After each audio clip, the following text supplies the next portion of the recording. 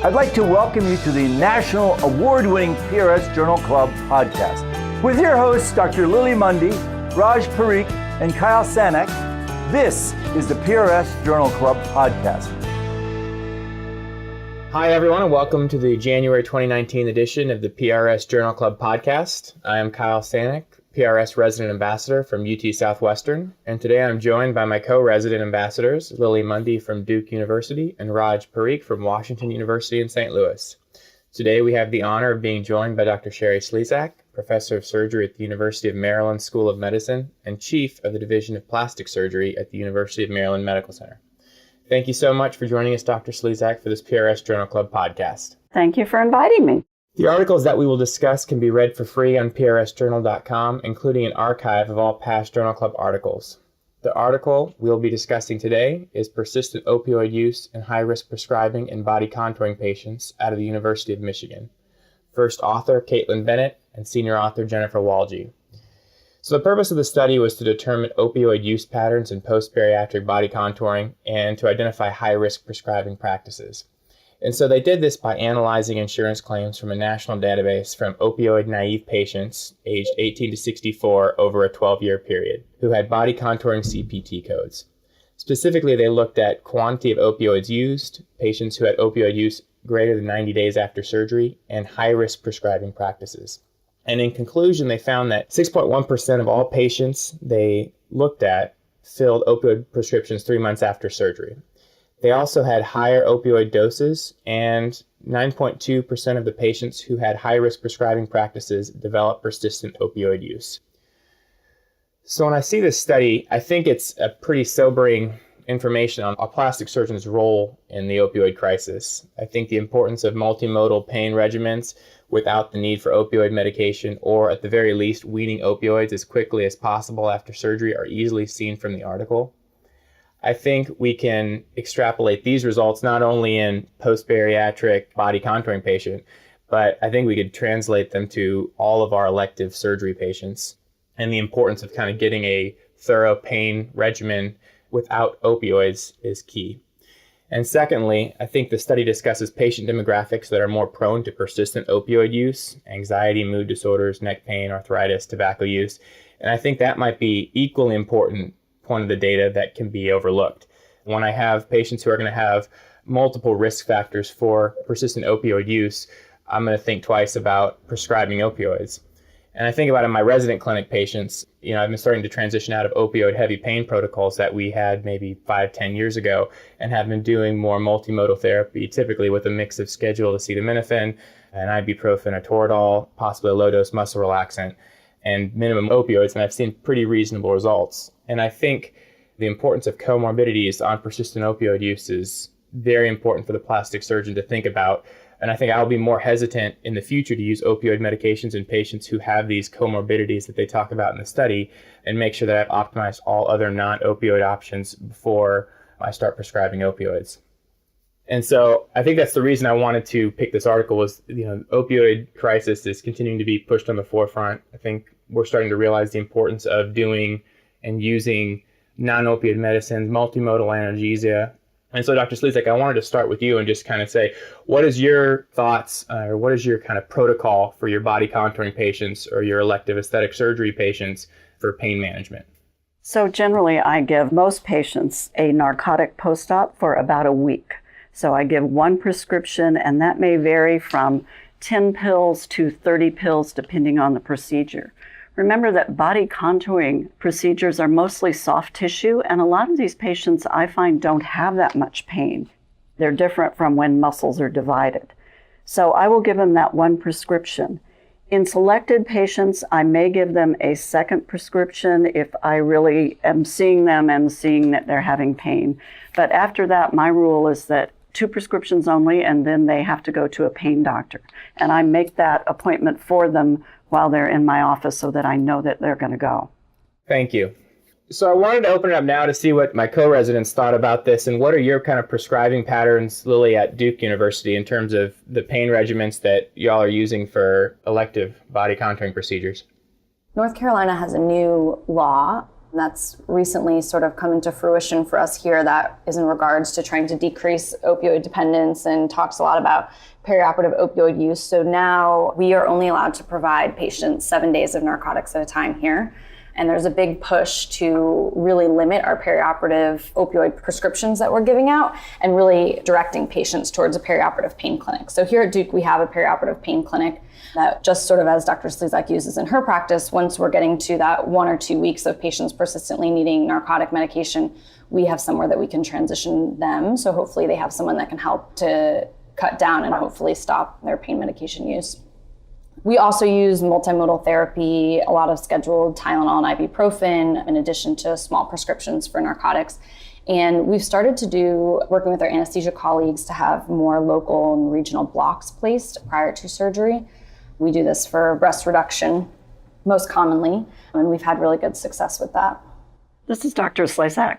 Part of a patient's pre-op visit also should evaluate their pain system and what they've been treated before with and whether they're having chronic pain before this.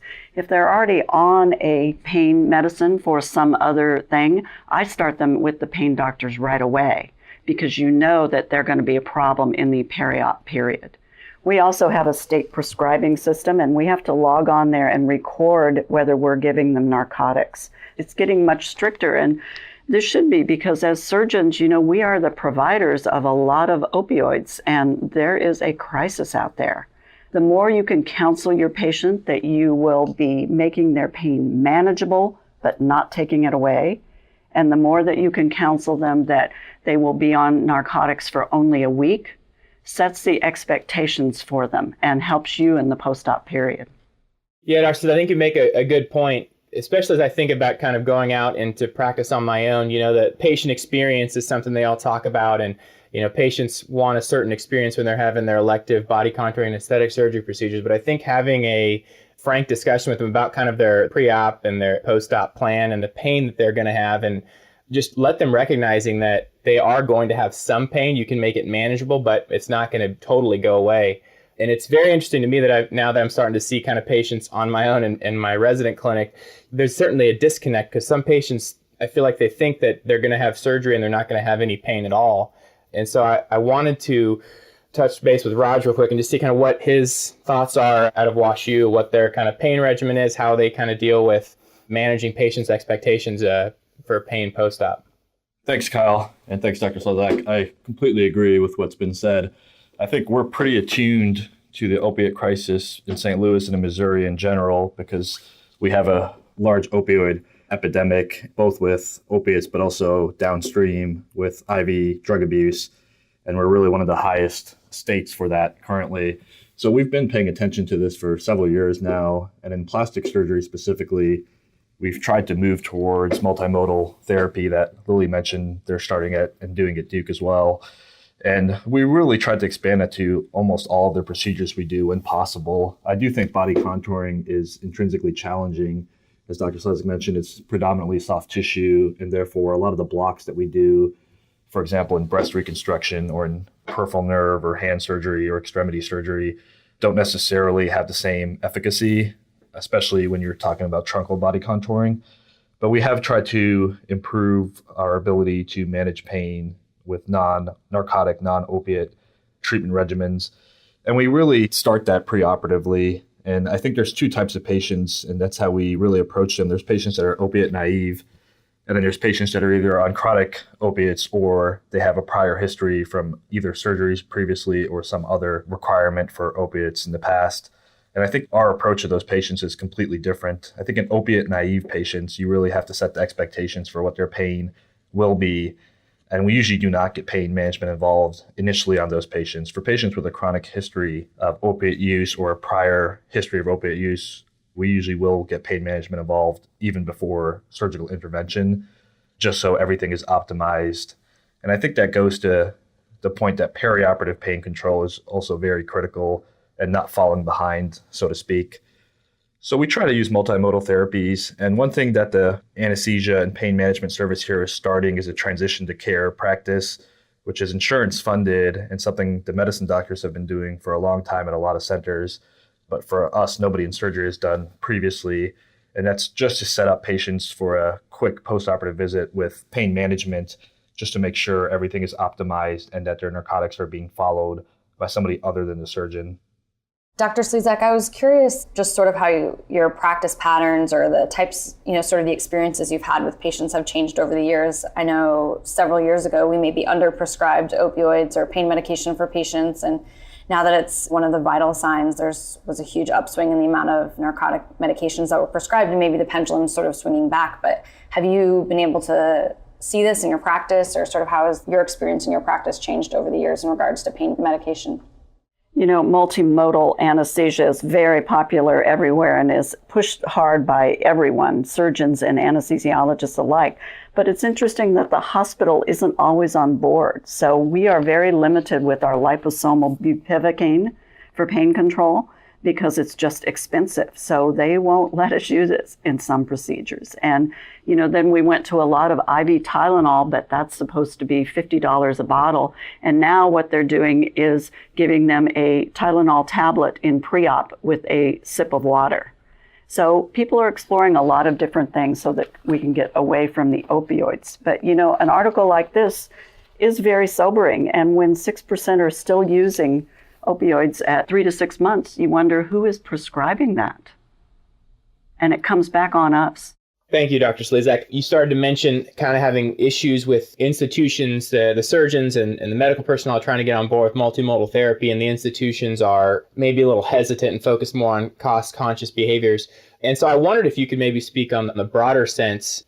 How do you get that kind of institutional buy-in, and how do you get an institution to allow physicians to kind of prescribe as they see fit based on the medical evidence? I mean, what support can you give for young surgeons who are in your department who want to have kind of a hard and fast cutoff on narcotics and using, like you mentioned, IV Tylenol and liposomal bupivacaine, but are facing significant pressure from, the institution to make sure their Press Ganey scores are okay and, the patient feedback is adequate. And those are sometimes directly linked to their bonus structure and their advancement. How can kind of a bigger picture system-wide, how can you create a climate and department that can kind of push back on more of the institutional regulations? I think it was about 15 years ago that, in fact, the state legislature dictated that all physicians in Maryland had to take a pain course because we were undertreating pain. And that's when we had the pain face system develop. And, pain became the 5th vital sign. So we were all encouraged to treat pain more. And now, 15 years later, we've seen the results of that, and we need to offer other alternatives other than to opiates. But most patients are not wanting to be on opiates for very long. So I think, a clear, good communication with the patient will help you. And you always have to listen to the patient, because I had one patient from another doctor and they just thought they were seeking drugs, but it was a paniculectomy patient. And when you actually sat her down and talked to her, she described pain in the lateral femoral cutaneous pattern. And we re-explored her, buried that nerve, and her pain was gone. So the more communication you can have with your patient about all of these issues, the better, the happier a patient you'll have. Raj, have you had any experience at WashU about kind of the system-wide kind of build-up in your department to try to get like the whole hospital system kind of on board with multimodal pain therapy, or have they always been forward-thinking and been on the more cutting edge? No, it was definitely a struggle initially, and I think this started probably around 5 to 6 years ago, where we started in breast reconstruction because we just realized that we were probably over-prescribing, and a lot of our patients weren't using the medications. We were giving something between 80 to 120 is what the residents were writing for prosthetic breast reconstruction procedures. And it sounds now in today's era crazy when you think about it, but that was pretty much the standard prescribing practice. And the thought was the patients don't follow up for 2 weeks, and that gets them enough to get through, and therefore they won't bother people by calling in and they'll be happy. And like I said, in hindsight, it sounds like a crazy prescribing pattern, but that was just standard. So we moved towards doing it in breast reconstruction. And our institution, really a lot of these decisions were made at the higher level and without much evidence and reasoning other than cost considerations. So we banned IV Tylenol from the hospital about 6 years ago. We don't have IV Tylenol at our institution, and that's all of the 13 or 14 Barnes-affiliated institutions throughout Missouri and Southern Illinois. IV Tylenol, because of the cost, was just prohibited. So then we started moving towards other multimodal therapies, and we have been able to use liposomal bupivacaine specifically for tap blocks and some other procedures. And we've studied that, and we haven't really shown much of a difference as far as efficacy compared to regular bupivacaine. So we've moved back towards using regular bupivacaine now, but it really did require kind of a concerted effort from departmental leadership, anesthesia leadership, their pain management service, and then as well as kind of getting hospital leadership in and demonstrating to them some of the benefits. And I think when you talk to hospital leadership, unfortunately, at our institution, it all comes back to cost.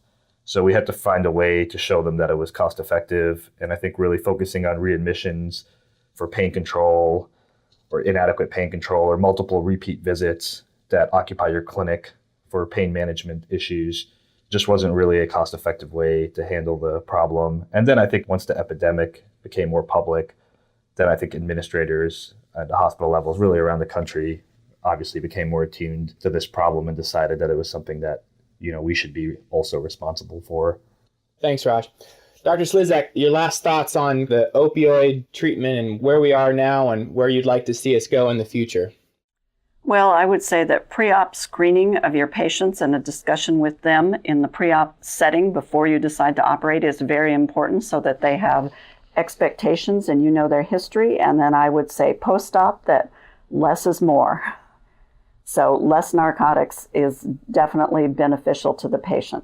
Lily, you have anything else to kind of add and what your thoughts are?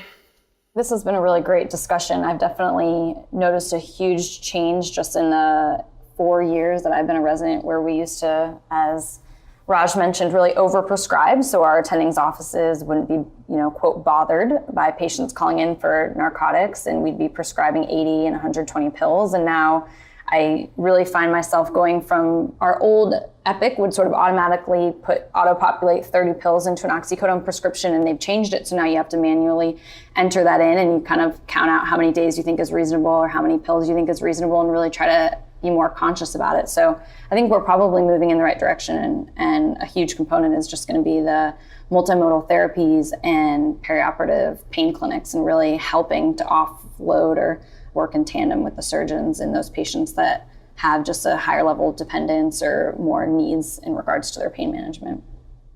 It pays to get to know one of the pain doctors at your hospital so that you can call them, ask them questions, and refer patients to them easily. It's a good relationship to have. I think it's a great point, Dr. Slezak. And I think with that, we will end the discussion of this article. Thank you, everyone, for a great discussion. If you like this podcast, please feel free to share with your colleagues and friends and rate us in the Apple iTunes Store.